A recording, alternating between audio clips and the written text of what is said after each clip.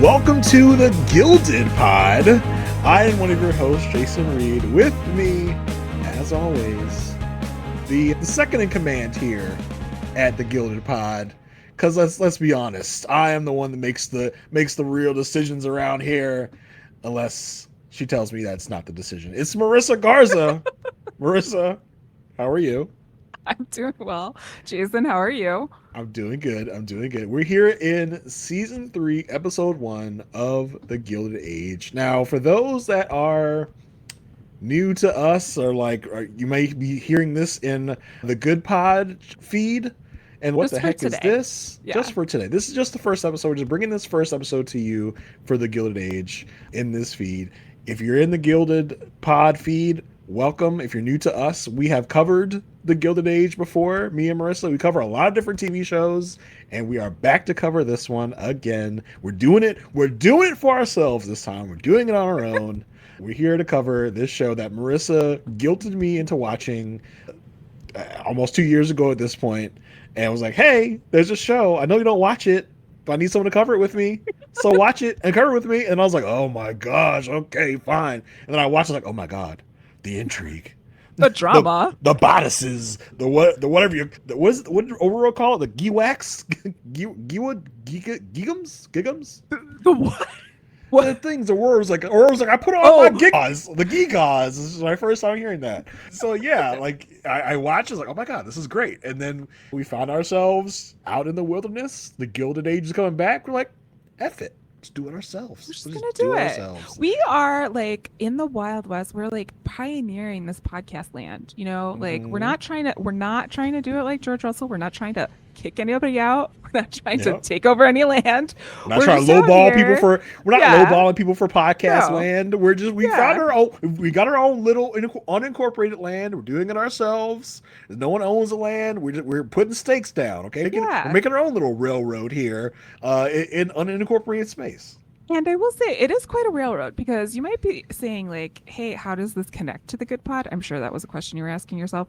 But it does, because none other than Christine Baranski is on the show, who, as we know in the Good Pod world, as Diane Lockhart, and later on, Audra McDonald's in here, who we will know in The Good Fight. So this is like a cousin of our normal discussions. It's Good Pod, a good wife of Jason's. Christine Baranski, aka Mother, is here. Yes. Being Mother, still being Mother, even though she's been demoted to sister, to aunt. She's not the mother in the Van Ryan household anymore, but we'll get to that.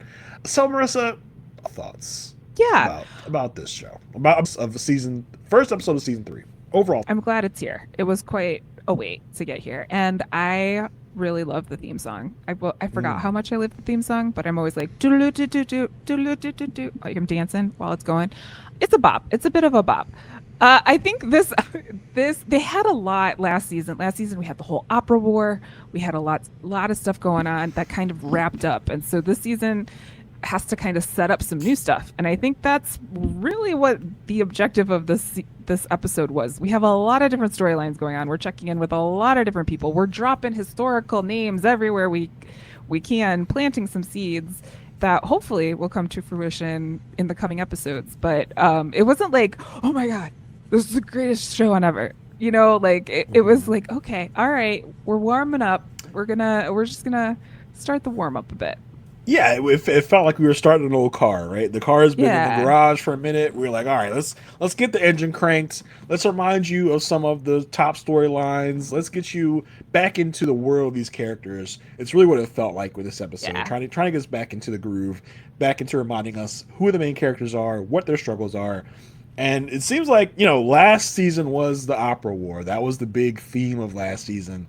This season seems to be the Gladys war, right? It's about who's going to have control over Gladys. Is it going to be Bertha? Is it going to be George? Is it going to be Gladys herself? Who is going to determine where Gladys goes? And I think, and we have secret love stories with Billy and Gladys, with Marian and Larry. So we've got things popping. Before we dive too deep into the episode, this is a new venture we're going on. Okay, so we do have an individual feed for the Gilded Pod. So we would love some love over there. Please review, rate, and subscribe wherever you can do those things for the Gilded Pod.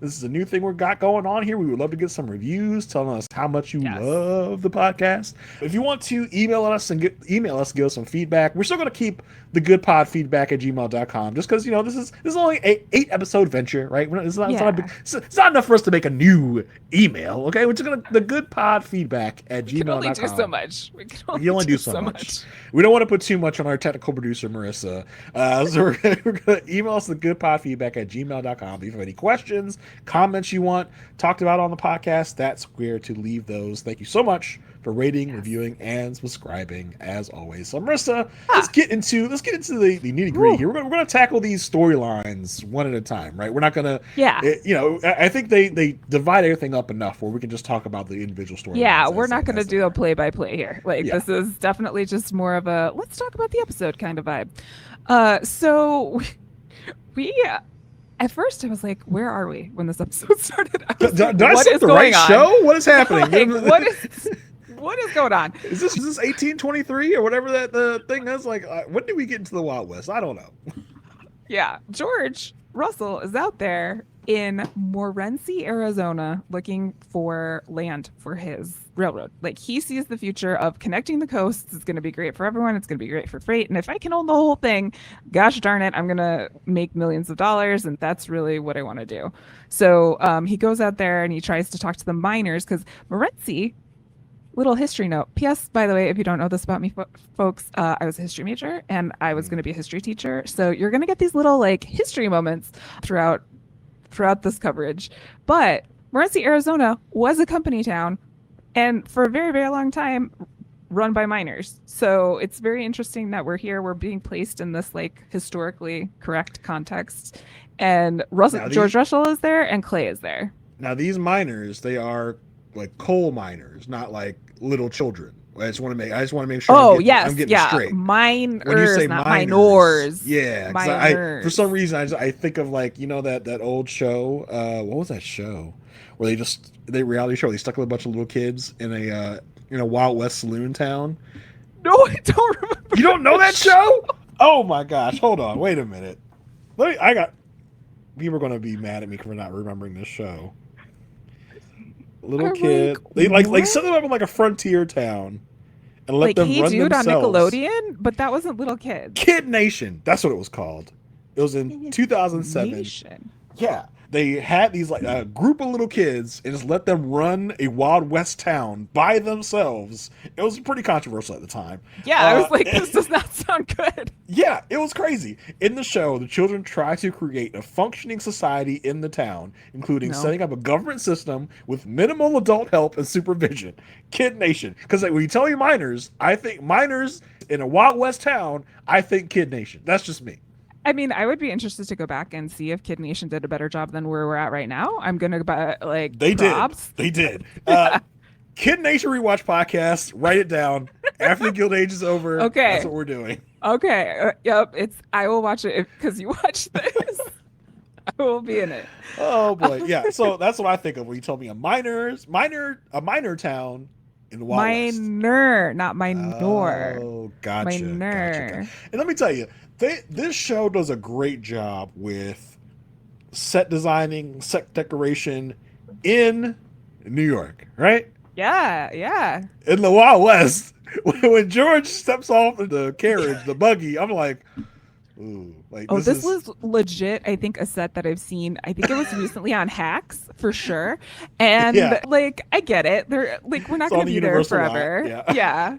But, it's there. It looked like you put this thing up in a day. I was like, oh my gosh. I think I could see some lighting over there or something. I think I can see some seams in the set. This is such a rinky-dink set. It was so funny. I was like, oh my, with all the polish and design that they put on the New York sets, and just for this to be the way this was, this is kind of interesting. Okay. Well, and George is a little out of his element here, right? He's there, he meets with the miners, and then basically says, I gotta go because the president's stealing money from the Metropolitan Bank, which I'm not gonna do a big deep dive on now, but we will talk about probably as the season goes on. But anywho, he's there and he's like, do you think they have steak? Like, and then someone behind them gets a full house and pew. Like, this is definitely like not the setting that George is used to at all. Yeah, he's out of his element for sure. He's like these peasants, these heathens around here. I do love the miners. They're just like they're not going to take no shit from George. They're like, listen, bro, I want to be rich, but I don't have to be as rich as you. But I want some money for my land. Like, you're not going to come in here and lowball us for our land so you can make your big ass railroad and make a big ass ton of money. And I think George came into this knowing like, all right, I got to handle this a certain way because George wants to come in and pick off each individual miner company owner. He doesn't want to talk to all of them together, but yeah, and they're like, no, they want to talk to you all together with you. He's like, oh damn. He's like, George has had enough unionizing. He's like, so I don't want to go through this again. He's like, they all want to team up against me, and they all kind of be like, hey, we know what this is worth. We're not yokels. We're not big dummies. Well, and it's funny because that is like what a union says is like, you can like help us make money. We want part of this too. We're part of the whole thing. And I loved how these miners played him though, because he's like, well, blah, blah, blah, blah. And they're like, no, you better find a way to make me rich, is basically what the guy said. And once you do, like, come back, we'll talk. But until then, peace out. Like, I don't know what to tell you. And then George turns around and is like, okay, Clay, like, this is on you. And if you fail, you're fired. That's it. I mean, listen, I'm surprised Clay is still here. Because I feel like I think I remember Clay last season was like trying to do some shady stuff behind George's back, trying to rebel. Clay knows. Clay at this point is like, hey, I think Clay even tells the guy like, hey, he's the boss. Like, I know I'm dispensable. Because George's like, listen, you make me a good deal or you don't have a job anymore. Okay? So do it. So that might be something to watch. Clay might not get the best deal, or Clay may have a side deal on his own, which would not sit well with George either. It makes me feel like George thought he'd come in here and hustle these people. He's like, you know what? F it. I got all the money in the world. I don't care. Just make a good deal and I'm happy. I gotta go home and take care of some. Yeah, he's like, I don't care about the mines. I just want them. I want the land. Like, I just want to be able to build railroads on it. And I gotta say, like, you might really care about the mines because you probably don't want to put a railroad on top of a mine. Like, probably a great idea. Probably not that great, but he's probably gonna get what he wants. But he does get called back home because of a money situation at the bank. And speaking of home, Bertha's at home. Bertha has not changed anything. She is still on the I'm gonna get my daughter to marry this duke, like, we're gonna do this. She's getting her portrait drawn on this date. Hey, everyone, the duke has written in and he's gonna come visit, but do not tell my children. Like, she is on this mission. This is it for her. This is her next project. The Met is doing well. She has no reason to try and win over society this season or anything like that. So she is putting all of that energy into getting Gladys married. Yeah, it really kind of felt like we spent so much time in the opera last season, and they're just like, yeah, it's fine, it's all right, don't worry about it. Like, it's happening, it's thriving, don't worry about it. I do love how in this episode they're like, do you want to go to see the third act of the opera? First of all, how do you time that? Second of all, is it like what a weird conversation? Like, it's like me saying, Jason, would you like to watch the last half of a television show together? You know what I mean? In that time, like, you can't look up on like a Fandango website. You can't look up on AMC app to be like, when is this playing? Do you think there's trailers for the opera? Like, when should I get there? Should I get there on time? And they're like, I mean, do you think it's the fact that maybe the opera's playing a lot and maybe they've already seen it and they're like, you know what? I really like the third act, but the first two acts are not great. So I'm just going to walk in on the third act and be fine. I mean, listen, entertainment is sparse in those times, okay? Well, and I doubt that they're going for I think it's for the socialization, but they can say that they're going for art. I'm so cultured, I can do this, but actually, gossip, key. I think that's more of the culture at this time, but they had someone had to have timed it out, but still so weird. It was just a weird conversation. Do they print it in the paper like the show times for the opera? I'm just really curious. Speaking of can't call movie phone, be like, when is Emirata playing? I can't do that. Yeah. Why don't you just tell me the name of the opera you would like to see? Opera phone. Gladys. Okay, so Gladys, Gladys is a big part of this episode. We see her at the beginning basically telling Larry, because it's snowing in New York, hey, Ma, Larry and I are going to go for a walk in the snow. We really want to see the snow. Listen, that's what you got to do, right? Cell phones and social media have ruined our society, right? Because, hey, we just want to go out and see snow. We just want to go chill in the snow. Now, if it's snowing, I'm staying inside. I'm watching Netflix. I'm not doing nothing. I'm like, the snow. It's cold out there. They're like, I don't know. We got nothing else better to do. Let's go see the snow. I don't know. Put on all these layers and go see the snow. And Larry's like, cool, let's walk across the street and let me drop you off so you can talk to your secret boyfriend, Billy Campbell. Your secret boyfriend. Oh, my. And I mean, like, these two, like, it's a real for them. It's a real deal for them. And they have to be back in time because Gladys has a sitting for a portrait by an artist named Mr. Sargent. Okay. And this was a real dude. His name was John Singer Sargent, and he was the leading portrait painter of his generation. Over his lifetime, he did over 900 oil paintings and 2,000 watercolors. You can hear in the scene, he does tell Bertha, like, hey, I don't know if you heard about what happened in 1884 at the Paris Salon, but I painted this lady, and I put a shoulder strap, like an off-the-shoulder thing, and they made me repaint it. That was real. And what made it even creepier is that this is a man who was like working on commissions, like, hey, come paint me and I'll pay you type of thing. This woman that he painted did not ask for this. He just was like... So he went rogue and decided, like, you know what would be really hot? That shoulder strap was like just off to the side. And they were like, oh my, like probably like the original Clutching Pearls where that came from. Oh my goodness, he drew her with the shoulder strap off. He drew her skin. Oh my gosh. And so he might be the first like real freak. Like, that was hot. You know, it was real hot. He had so much confidence because he's been like getting all of these calls, commissioning all these things. He's super popular. He's like, I'm going to go out on a limb and I'm going to paint. And when I was researching today, it was like, he wrote in his journal, I'm sure she would enjoy me drawing her, so I'm going to anyway. And I was like, you sound like a creep, John. Yeah. You're like super creepy. John. Like, I don't know what to tell you. He's drawing a bare ankle, like like sitting outside of her dress. Like, oh my God, not the ankles. You show her ankles? No, John, you freak. Yeah. In real life, though, he did end up painting John D. Rockefeller's portrait, and the Russells are supposed to be like the Rockefellers, and so this is a nice little connection. But during this whole thing, Gladys is super bored. Like, she does not want to be here. She's whatever. And then they have dinner together, and this is when Gladys says, Larry says he's going to go see the third act of the opera, and Gladys wants to go with, and so they do. And after some talk with Bertha, and they're there, and Mrs. Fish is like, hey. First of all, Mrs. Fish, also a real person, totally like owned the Metropolitan. Like, there is a theater named after her there. But she is like, yo, Larry, are you sure this is a good idea? Because those two, Gladys and Billy, would not stop talking. And I know your mom is working on a plan with the Duke. Like, this is not great. This is not great. Mrs. Fish, being Mrs. Fish, just has to be in the middle of the drama, in the center of everything, trying to help.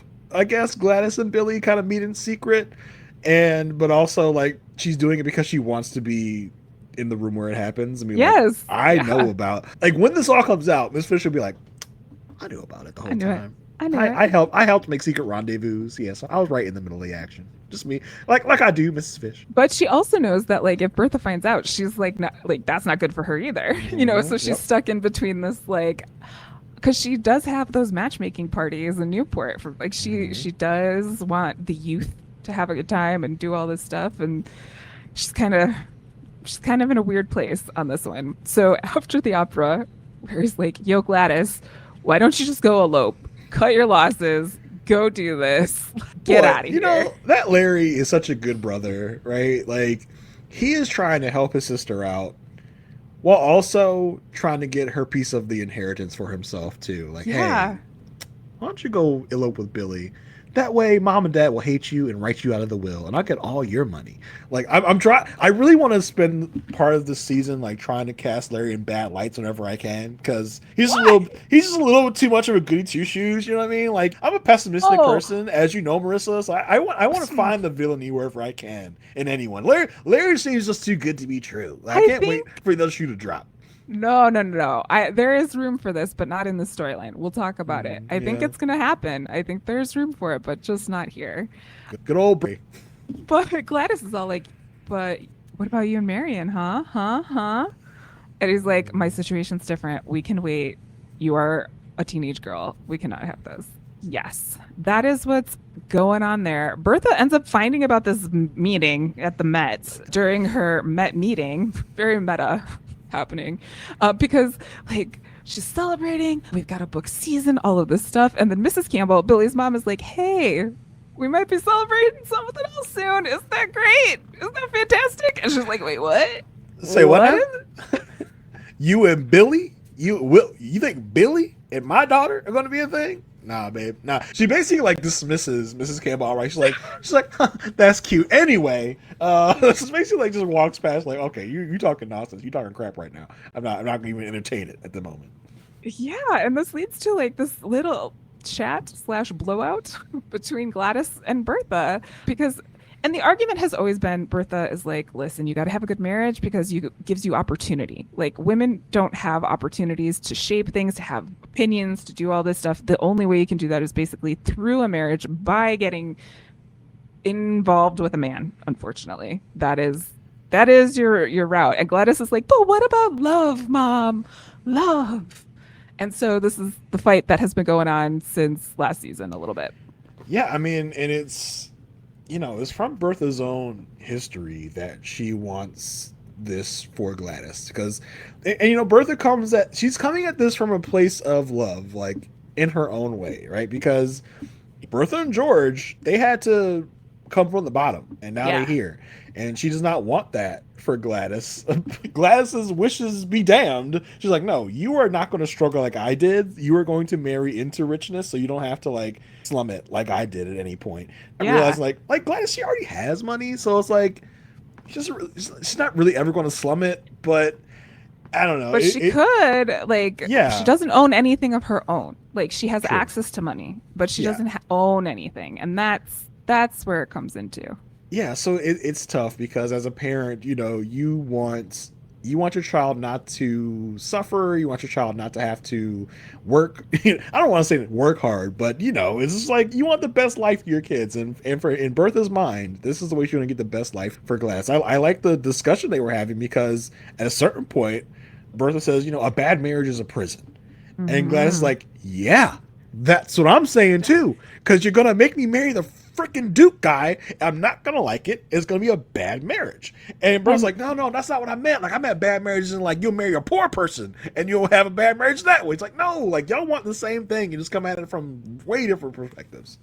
Yeah, and in the back of Gladys's head is, "Dad promised me I could vote, or I could vote for love. I could marry for love. Dad told me I could marry for love, Mom." Like, and Dad always wins. Like in her mind, like, even though that's not true in that household, but they are so convinced, or like she is so convinced that this is going to hold. Larry, on the other hand, is go, just leave. Yeah, out of here, girl. And after this conversation, that's what she does. She packs up her bags, and we see her leaving the house at the end of the episode. So, where do you think she went? Do you think she was like over at Billy's? Do you think she had to have been, right? I think she definitely. I think there's a risk of going to Billy's, because she's like, "Yeah, I want to rebel, but I also don't want to be like called things in society. Like I was oversleeping at my boyfriend's house. Like that wouldn't be a good look." I think even Gladys has like some awareness of that. Maybe she goes like Mrs. Fish's house. Maybe she goes. Yeah, maybe. I don't know where she's gonna go. She might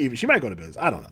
But it's what she was wearing was like, it's like when a kid runs away and then they dress themselves for the first time. They're like, "I'm gonna wear all my big boy clothes." And it's like, it's just, what are you wearing? Like you're wearing nothing crazy. Like, and she packs her bags and only packs the things that she likes. Like she packs some snacks or something. Doesn't pack the necessities. It was so funny. He's like, what are you wearing? What weird little hat do you have here? Yeah. What's going on? And she's like stomping out the door. She's like, "Boom, boom, boom, boom, boom."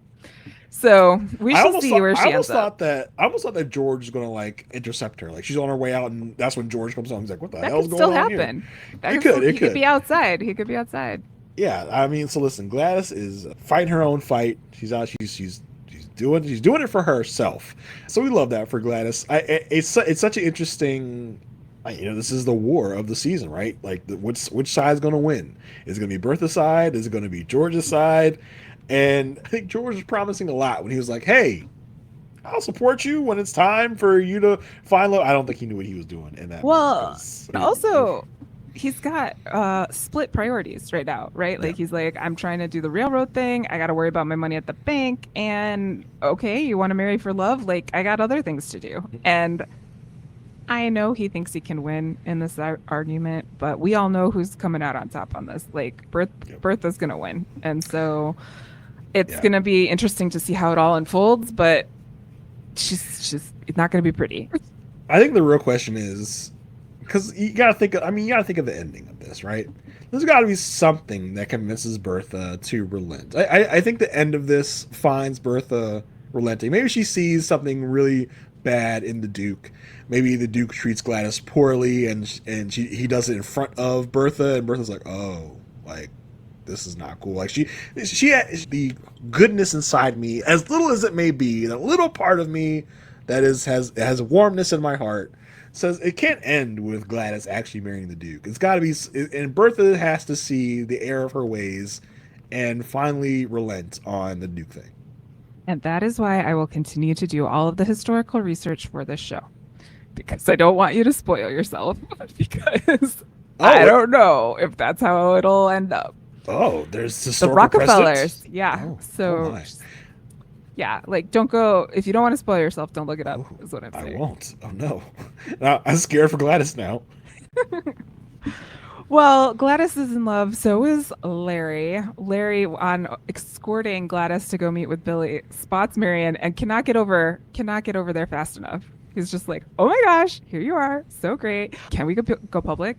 Basically, can we get married today? Like, I want this right now." And Marian's like, "I've messed this up like 15 times. I need some more time. And also, like, my aunt's husband just died, and also all of this stuff is going on." But he is in this, like, he's down bad.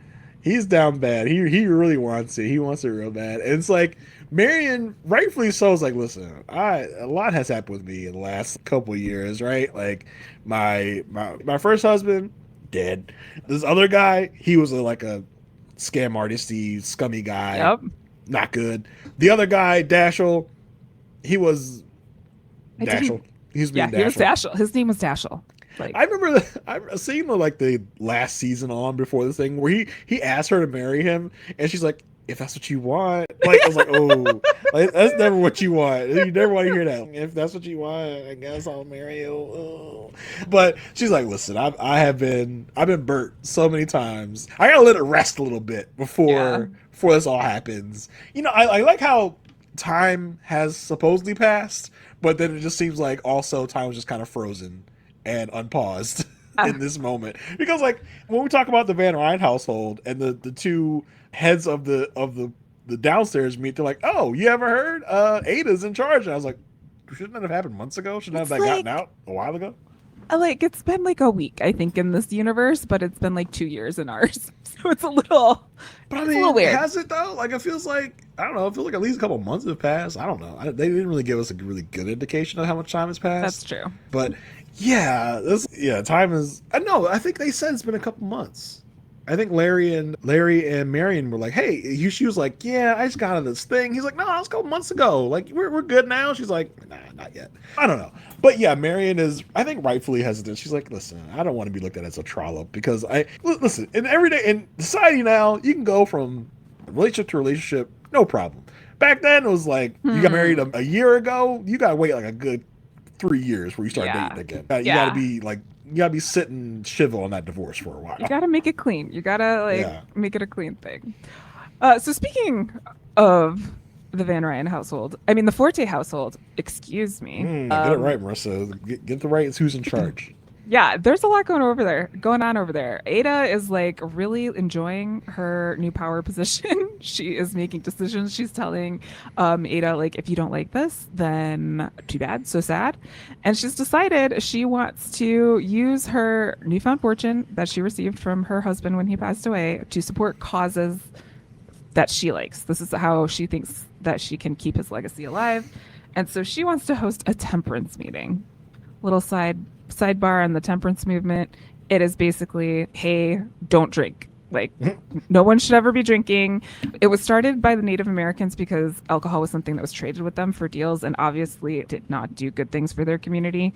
And also, a lot of people drink alcohol because the water wasn't clean. So it was like, but they didn't see like the bad effects of anything. But anywho, the the temperance people want no alcohol. And so what we're going to see here with Ada's involvement is like we are not up to the 18th Amendment time, which passes like later, which is the Prohibition Amendment saying no alcohol, like alcohol is illegal. And so I think this is like the start of that with her. And this is also, just for your knowledge, is happening everywhere in the world. Like it's not just a US thing, but it's definitely something that's happening with white Christians at this time. Uh-huh. And Agnes is like, what? Like, you want this? What? She's like, Jesus liked wine. Agnes is like, girl, you know how much liquor I got in this house? Like, you want me to say no to that? Not happening. Yeah, it's just like your dead husband drank himself. He did communion, gave wine out. So what do you think you're doing here in the memory of your deceased husband? It's just, this is what she says. If that displeases you, too bad. Basically whatever. Kick rocks. She's like, you can stay in your bedroom, you can leave the house, do whatever you want, but this is happening here and now.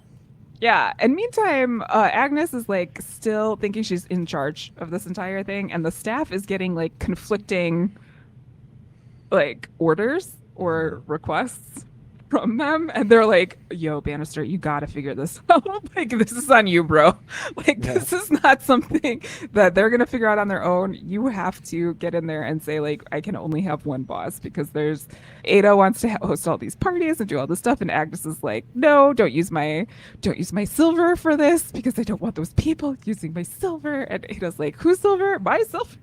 Like, it's just a mess. I mean, it's as messy as we thought it would be, right? Like, when last season ended, we're like, oh crap, Ada's in charge now. Agnes is not gonna like this. So it's definitely a struggle to be like, hey, I've been in charge for this many years, and now you're gonna come in here and think you can like run the house now. And Ada's fighting her power. Ada's like, yeah, I think I can, because I'm funding all this. If it wasn't for me, you'd be on your ass. So deal with it. Speaking of that, Oscar is also here.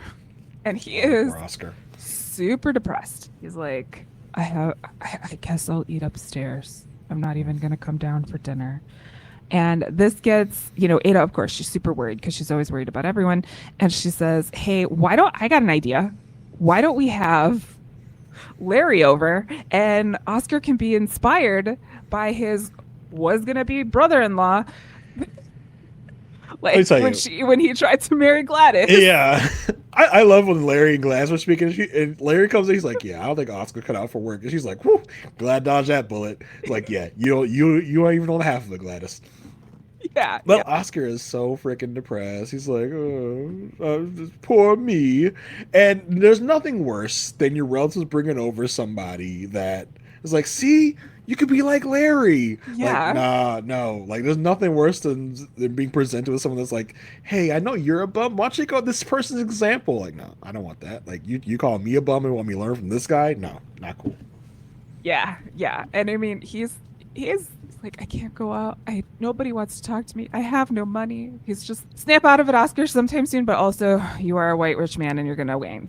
You know what I mean? Not rich anymore, Marissa. He's just connected. He's like connected to wealth. He's connected to wealth. He's not rich. Right. I mean, like, he talks to Ada, which I'm just not sure in memory of, like, have these two ever even spoken a word to each other before? Very few. And so, like, he and Ada have this conversation. He's like, I don't know what to do. He's like, so you gonna give me an allowance? Yeah, that was so. She's like, no, I will house you and I will feed you, but everything else is up to you, bro.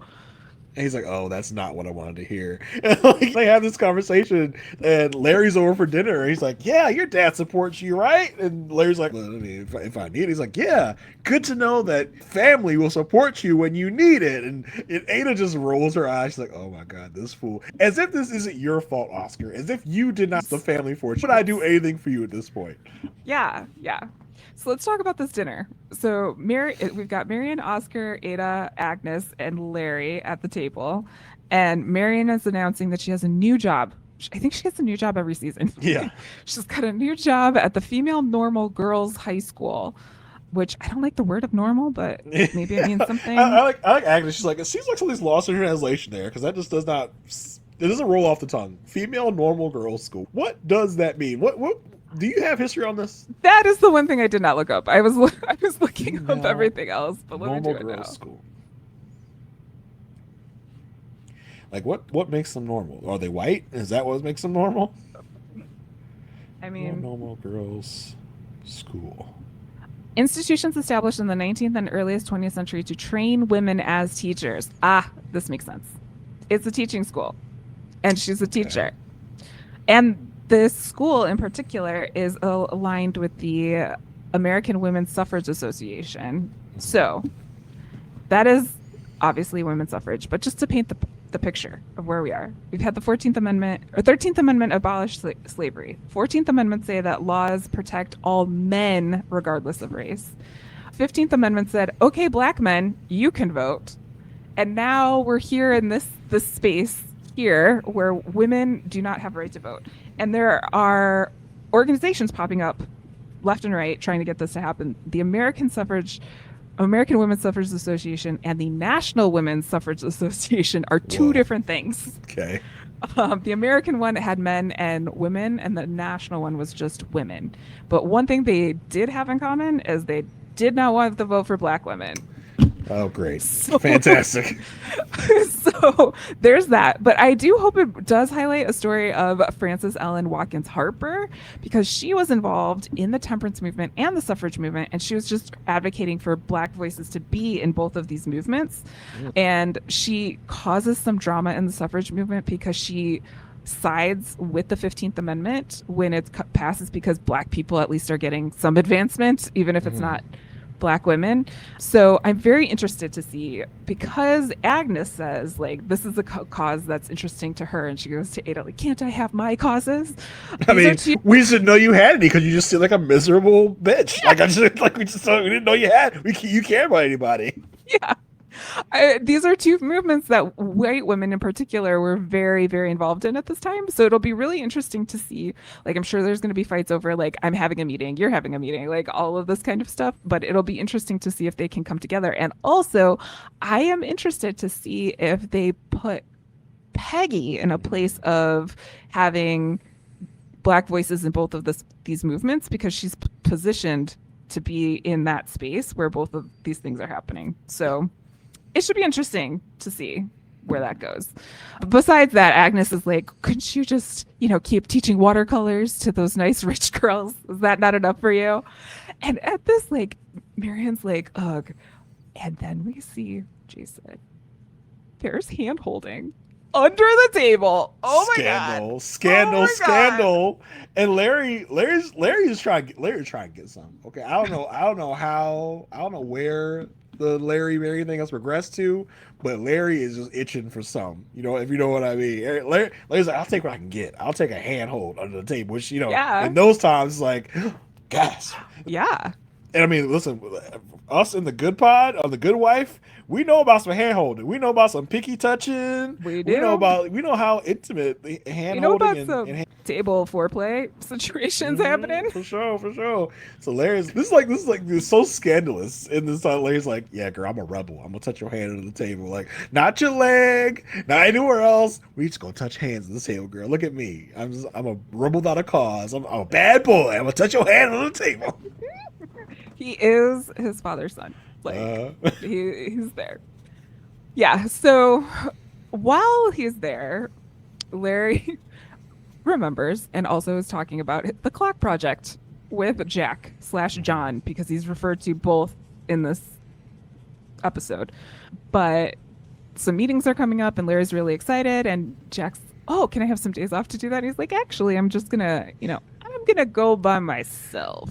So basically, Larry's gonna go Shark Tank the clock. Larry's gonna go to some. Hello, sharks. What I have here is called a clock. Not just any clock, sharks. What if you had an important meeting at the bank tomorrow and you had to get up at a certain time, but you couldn't rely on your footman to get you up in time? Well, this is an alarm clock. This will ring at a certain time you want it to ring. You ever been late to something because you just couldn't wake up on time, sharks? This will help you out. Yeah, and this is where I think Larry could be a little bit of a bad guy here, because later we see, Jack goes across the street and he's like trying to prep Larry for these meetings. He's like making all these drawings, telling him all the stuff. He's like, Are you sure you don't want me to go with you at all? And he's like, no, I got it. Can you draw a drawing about the thing? And he's like, here it is. Like, I already drew it. So it's not looking good in this thing. And he's saying things like, because there was a little awkward when Jack was serving Larry at the Van Ryans, the Forte household, the day before. So when Jack's over there, he's like, you're going to have a bunch of footmen of your own when I'm through with you. And like all of this stuff, making all of these like big promises. And also like Jack is offered a cup of coffee. Can we talk about the coffee scandal of 18 whatever? Because he accepts this cup of coffee and then gets a talking to from Adelaide outside and is like, I don't think you should have accepted the coffee. How you're above your station. Like, how do you act like this? And Jack's whole thing has always been like, this is the American way. Like, this is the American dream. I can change my station. I can move up. Let's talk about how shitty Larry is some more. Because Larry's like at the Forte Van Rise, and he's just like, nah, bro, I don't need you. I got this. I'm the seller. I know enough about it. I don't need you. Yeah. And by the way, get me more of something to drink. And Larry's kind of this in between where he's just not treating Jack like an equal, but at the same time, he's like, I'm gonna help you out, little poor boy. I'm gonna get you I'm gonna get you some money. But for right now, remember where you at. But then at the same time, expecting his own footman to get John Jack, some stuff. And the footman is like, yeah, you want me? Yeah. The guy who's just serving you? Yeah. You want me to serve downstairs, boy? That's what you want? Okay. All right. He like throws the cup down on the table like, here, footman, take that. He probably spit in it. He probably put salt instead of sugar out of there. Don't drink that, John Jack. That's got pee in it or something. Like, you want me to serve this guy? And Adelaide, who again, Bridget, can't. I was like, what? Wasn't she just nice to him? Why is she be mean to him now? I'm like, oh, that's not the same person, is it? No, not the same person. And Adelaide is, you think you hot shit now, huh? You think you could just take coffee from anybody? You think you hot stuff now? And Jack's like, I'm just being me. I'm just being John Jack. I just made a clock. I'm trying to make money. Like, why y'all hassling me? Yeah, and then he goes, also, Mrs. Anderson, the old lady at the Forte Van Ryan house, is still the worst. Miss Armstrong, not Anderson. Yeah. I was thinking of Mr. Anderson from the Mr. Anderson. Miss Armstrong being Miss Armstrong. We'll talk about the Peggy of it all, but she's like, has no chill, basically. She's like she's basically she wasn't as bad as she was before, but she's kind of just silent in her indignation. Yeah. Well, and also sometimes we'll say some things out loud. Little snide comments, yeah. Yeah. All right, let's talk about our girl Peggy. So she starts off this episode. She's over at her parents. Everyone's so happy, and everyone's like so supportive, and everyone's just like, "Oh my gosh!" Even her dad is like, "I'm going to walk you to the station," because she has received a big envelope. It's like, oh, only good news comes in big envelopes. So her part of her novel is going to be published in a magazine. This is huge. Like, this is a huge deal and should be celebrated. And so she gets back to the house on 61st Street and she's there for the Temperance meeting. She's taking notes, doing all this stuff. And then she gets a cold. And I am so trained by watching TV that when she picks up a white handkerchief, I'm like, oh my gosh, she's got tuberculosis. Like, she's just automatically going to start like coughing up blood. That's the only reason that happens. I was like, oh my God. This is what's happening, but it's just a really, really bad cold, as far as we know. I'm so worried about Peggy. I'm like, oh my God, because back in those times, common cold that could kill you. Yeah. Yeah. We And we didn't have NyQuil or Dayquil or antibiotics. A lot of antibiotics. We had some, but not a lot. It was just like, I'm worried for her. Worried, real worried. yeah. As the episode kept going on, I was like getting worse and worse. Like, oh no, this is not good. Yeah. This is not good. Like, she stays upstairs. We see her up there. She's like not getting, she barely has any energy. And like, they don't call the doctor for like a couple of days. And then they also forgot her dad was a pharmacist and might have been able to help in some situations. Yeah. So like, there's some of that. And then the doctor, Dr. Lewis, who had come before, comes into the house, walks upstairs, turns around and walks right back down the stairs because he refuses to treat black people. And so racism strikes again. She's old racism. Good old Rears racism. ugly head again. Oh my gosh. Yeah, that was unfortunate. That was bad. I was really worried for Peggy until I saw this season on, and I'm like, oh, she's fine. Like, yeah, she's gonna be fine. She's gonna be fine. I think they're gonna have to have another doctor in the mix. Do you think the like doctor is gonna be like her new love interest? I do. I really do. Yeah, there you go. Yeah. There you go. Yeah, I think we do see Mr. Fortune is gonna come back at some point. Ooh. AKA Cam from Elsbeth. From Elsbeth. Yeah. He loves to bake. He loves to bake. So that's going to be interesting. You know, I love that Peggy's going to have multiple suitors, although she's going to get her own love triangle. I love that for her. Yeah, I really do think, like, I really hope she is involved in both of these causes, and also her book gets published. Like, I just want all good things for Peggy this season. Like, she had to run away from racist last season. She almost got caught. Like, it was not good. It was not fun. And so I'm not saying there shouldn't be any conflict, but let's give us a, like, 90-10 on this. Like, 90% good stuff, 10% not so good stuff. I'm just looking for a little, Peggy got her groove back. I'm ready for it. I'm down for it. Yeah, she's definitely had a tough go of it last season. So let's get her some wins this season. Let's do it. Yeah, we'd love to see it. Just a couple other things in this episode. Remember cousin Aurora? Yeah, they decided to make her a character this season. Yeah. I was like, oh, okay. She's not just used for exposition. She's got her own things going on. Okay, all right, Aurora, I see you getting a promotion at work. I see you. Aurora, with not just the connections, not just the money, not just the hideout so you can meet your secret lover. Aurora, she's all gussied up. She's got her gewgaws on. Got her gewgaws. She's ready to go. And her husband comes in, and you just know, like, I knew right off the bat. And first of all, he was problematic up until this point. Like, this storyline, like, I can see the storyline happening, but it's not like they foreshadowed it in any way, shape, or form, I don't think. The man said less than 10 words in the previous 2 seasons you got to know him. So it's like, oh, you decided to give him a personality now? Okay, cool. And then you gave him a shitty personality. Great. Fantastic. Yeah, he comes in, he's like, hey, I got another lady. We fell in love. We're going to get married. And also, fun thing about the times is, like, a gentleman cannot divorce a lady. A lady has to bring the charge of divorce and stain her reputation and stain all of her stuff. So you're going to have to do that. Cool, Aurora? Is that cool with you? I thought he was like, I can't bring divorce against you because I'm the one that did adultery. So you got to start it saying I did adultery. So that's because you could only get a divorce if there was, like, an accusation of adultery or something else. If there was no such thing as, like, no fault divorce, irreconcilable differences. Irreconcilable difference. Yeah, so it's like a thing. Yeah, it's just like, it's weird because Charles is not like, he has no remorse, he has no empathy for Aurora at all. No. He's like, hey, yeah, I cheated on you. I've been cheating on you for a while.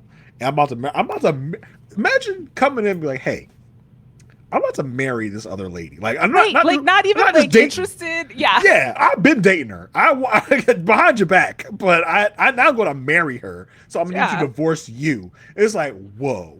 Like, you decide to give Charles a personality, a soul, and you decide to make him a bad guy. Cool, great. And it's, man, the nerve, the gall of this man to be like, all right, we're going to divorce. You better not start any shit, or, like, it's going to be a problem. So just do what I'm telling you to do, and we'll be good. Yeah, and one of the things he says is like, "Hey, Aurora, like, go take up residence in Newport, and stay up there because it'll be better for everyone."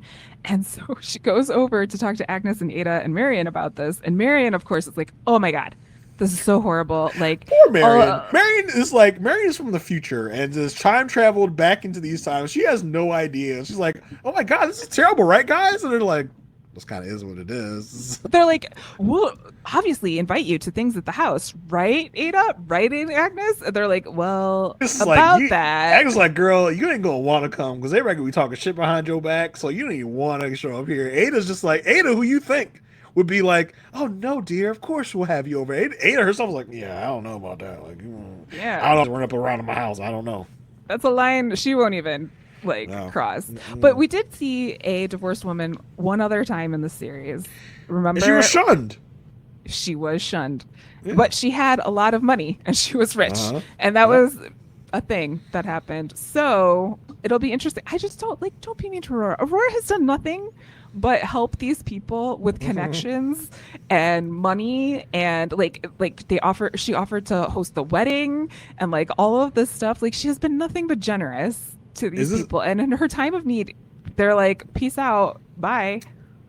Is this going to lead to like a divorce settlement where she's going to be like, "Nah, I'm not going to do things the way that you want me to do them. I'm going to hold out." I hope so. I'm going to get mines. Is this the start of a prenup? After this happens, like, men are going to be like, "Oh no, we need to write something down so you don't get all my money after what Aurora did to old Charles." Like, is this the start of that? Because I feel like she is rightly like incensed. She's like, "How dare this man spring this on me?"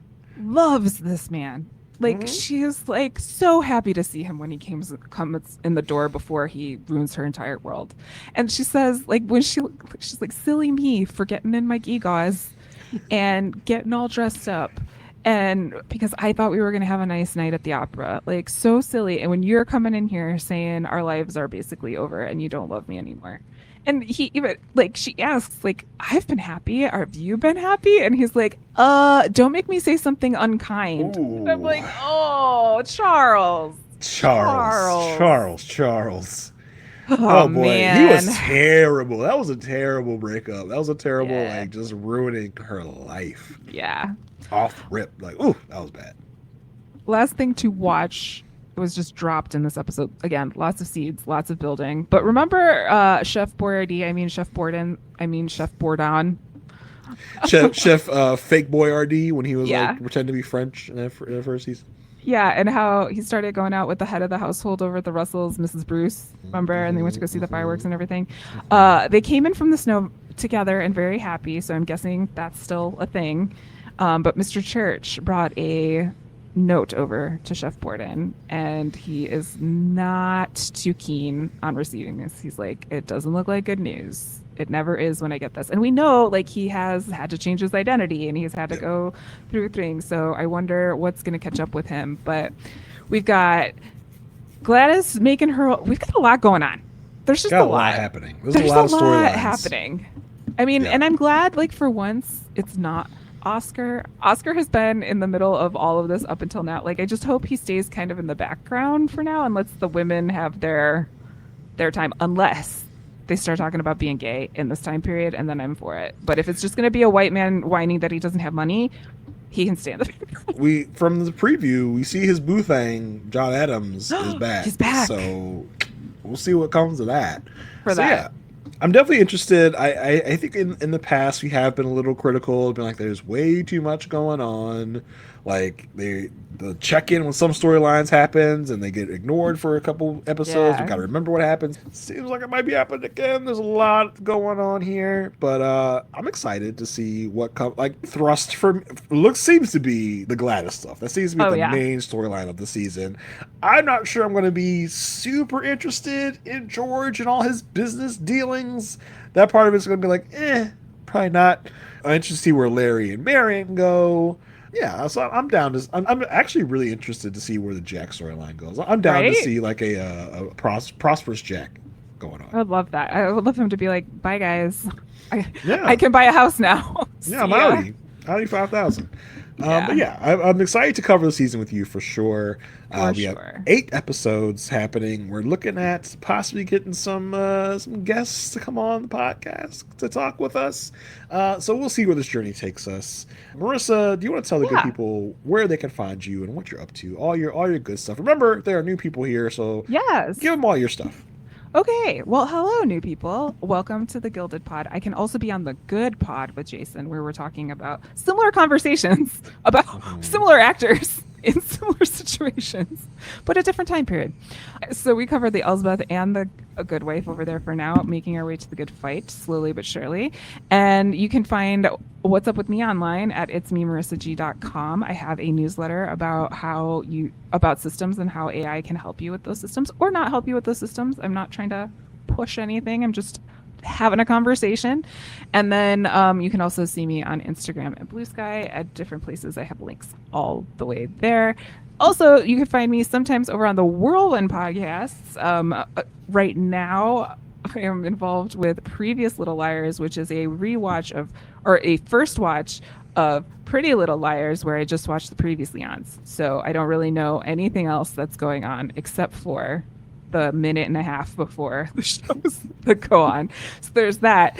And Jason, you're going to be joining me over there on Whirlwind soon for some bear coverage. So we'll be over there talking about the bear. I think that's my list of things. So what's up with you? Where can people find you? You can, of course, find me here on the Good Pod and the Gilded Pod right now. Marissa talked about the bear. Of course, we're going to be doing that as well. All our shows come back at the same time. We gotta love it. Love it. You can also find me on the podcast A Perfect Match, where me and my co-host Asia Welch just started a Patreon talking about previous math seasons. We're doing some cast interviews, doing some ranked lists about the show right at first sight. So if that is something that piques your interest, come on over to patreon.com/A Perfect Match Podcast and come have some fun with us. You can also find me on Blue Sky at JR33D. If you want to see anything that I'm working on, I'll post it all there. But yeah, that's it for me. Until next week, get rich, stay rich.